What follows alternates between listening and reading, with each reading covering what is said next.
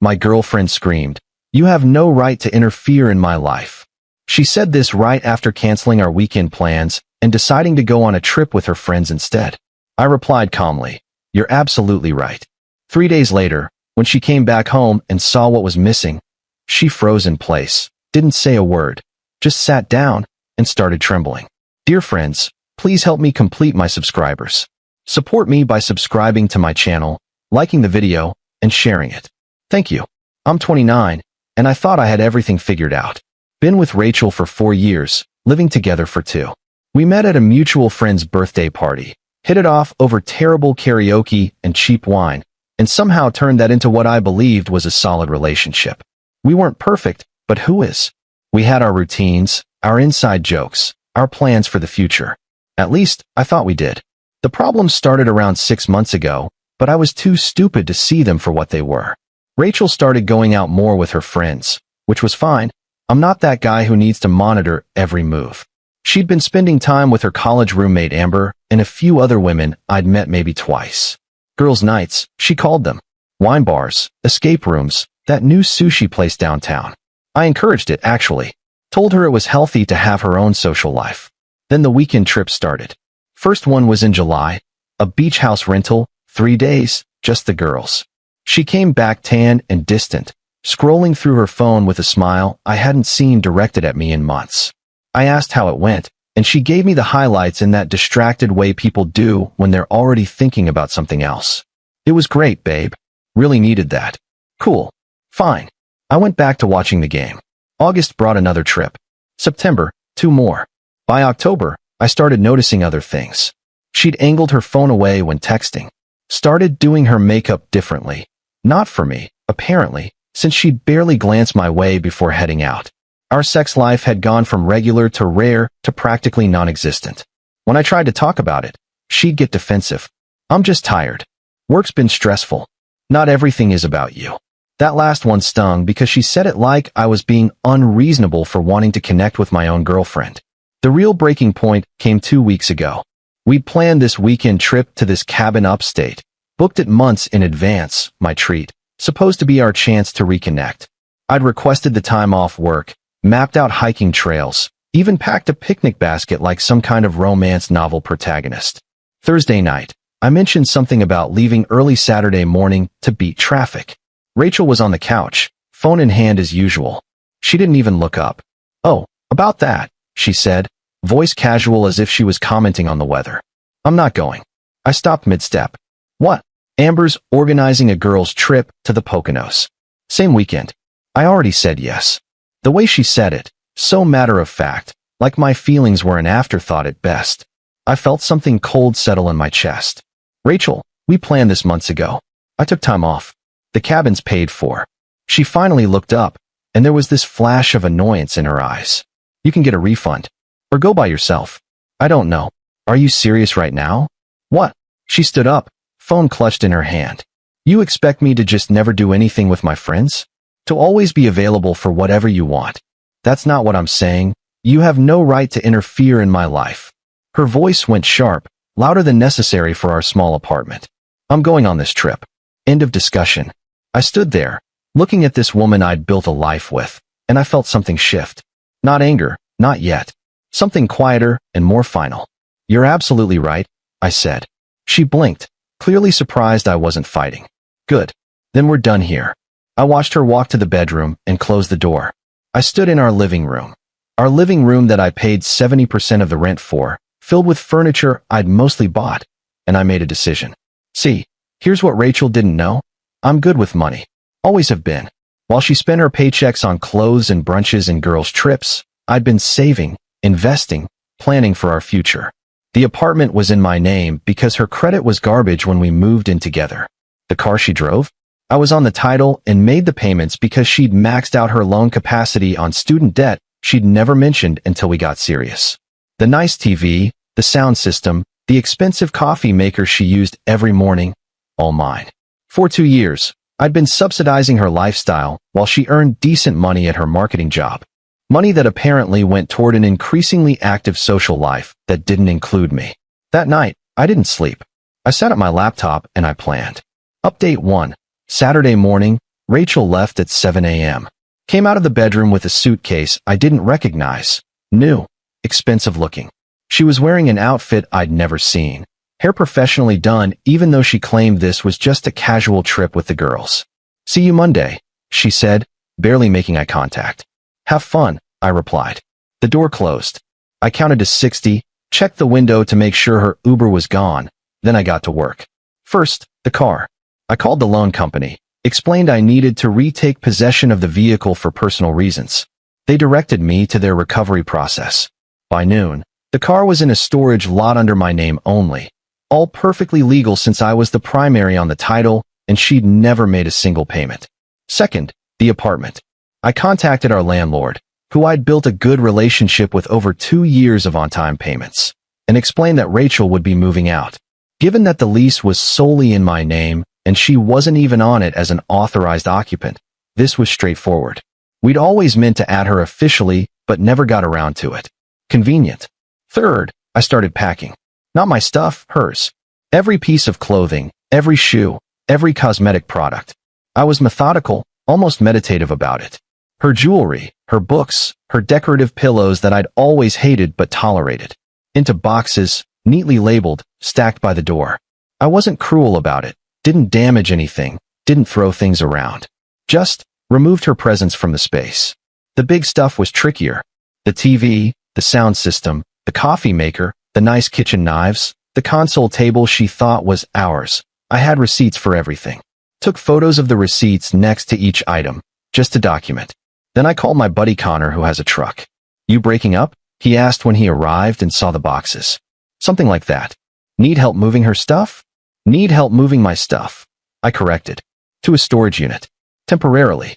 He gave me a look, but didn't push. That's why Connor's a good friend. We loaded up everything of value, everything that was actually mine, and put it in a 10 by 10 storage unit across town. The apartment, when we finished, looked drastically different. Still had the couch, the dining table, basic furniture. But it was sparse. Empty in a way that would be immediately noticeable. I spent Saturday night on the couch, eating takeout, feeling strangely calm. Sunday, I got Rachel's number changed through our phone provider. We had a family plan, under my account, another thing I'd been paying for. Switched her to the cheapest possible plan on a new number. She'd still have service, just wouldn't have her contacts or her old number anymore. Was I being petty? Maybe. Did I care? Not particularly. Sunday afternoon, I did something I'd been avoiding. I went through her credit card statements. I was on 2 of her cards as an authorized user. She'd added me years ago for emergencies and better credit building. I'd never used them, but I had access to the statements. 6 months of girls' trips. Restaurants. Hotels. But when I looked closer, really examined the charges, things didn't add up. Dinners for 2 at romantic restaurants on nights she'd claimed to be with Amber. Hotel charges in the city where we lived. Why would she need a hotel in our own city? Charges at a men's clothing store. Cologne from Sephora. She'd never bought me cologne. My hands went cold. I pulled up her location history from our shared phone plan. She'd never turned off location sharing, probably forgot it was even on. I scrolled back through the past 6 months, cross-referencing with the dates she'd claimed to be on girls' trips. July beach trip. Her phone pinged from a resort in Atlantic City. But when I Google image searched the resort, I saw it was a couple's destination, known for romantic getaways. Not exactly girls' trip material. August trip. Her phone was in Manhattan, specifically near the financial district, at hotels known for business travel. For 3 days straight. I sat back, feeling sick. Then I did what I should have done months ago. I looked her up on social media from a burner account I created. Her Instagram was private, but Amber's wasn't. I scrolled back through Amber's posts, looking for evidence of these trips. Nothing. No beach photos with Rachel in July. No group shots from the Poconos. In fact, Amber's posts from those weekends showed her at home, at local events, clearly not on any trips. The girls' trips were a lie. All of them. Update 2. Monday morning, I woke up at 6 a.m. Made coffee, using my old, crappy coffee maker since the good one was in storage. Showered, dressed for work, went through my normal routine. I'd taken the day off, but Rachel didn't know that. Her expected return time was around noon. I waited. 12:15, I heard the key in the lock. The door opened. Rachel walked in, suitcase trailing behind her, looking at her phone. She got 3 steps inside before she froze. She looked up, looked around. Her face went through several expressions in quick succession: confusion, disbelief, dawning horror. What? Her voice came out barely a whisper. Where's everything? I was sitting at the dining table, the only piece of furniture left in the living room besides the couch. I'd made the space as stark as possible, even taken down the curtains I'd bought. Hey, I said calmly. How was your trip? What did you do? She dropped the suitcase handle, walking further into the apartment. Where's the TV? Where's everything? My stuff? I moved it. What are you talking about? She spun to face me, and now I could see panic setting in. This is our apartment. That's our stuff. Actually, I said, keeping my voice level, this is my apartment. Lease is in my name only. And that was my stuff. All of it. Bought and paid for by me. You can't just... She pulled out her phone, probably to call someone, then stared at the screen. What the fuck? My phone isn't working right. None of my contacts are here. Oh right. I switched you to a new plan. Should still have service, just a new number. You'll need to re-add your contacts manually. Her face went red. You changed my phone number? Are you insane? It's my phone plan, I said simply. My account, my payment. Just like the car that's no longer in the parking lot. That was mine too. Loan in my name, payments by me. It's in storage now. I watched her process this. Watched her realize the scope of what had happened. She looked around the apartment again, and I could see her calculating, understanding just how much of her daily life had been funded by me. You can't do this, she said, but her voice was shaking now. This is illegal. I live here. You've never been on the lease. I checked with the landlord. You're welcome to your clothes though. I packed everything neatly. Boxes are by the door. She stared at the stack of boxes, maybe 15 of them, containing her entire presence in this apartment.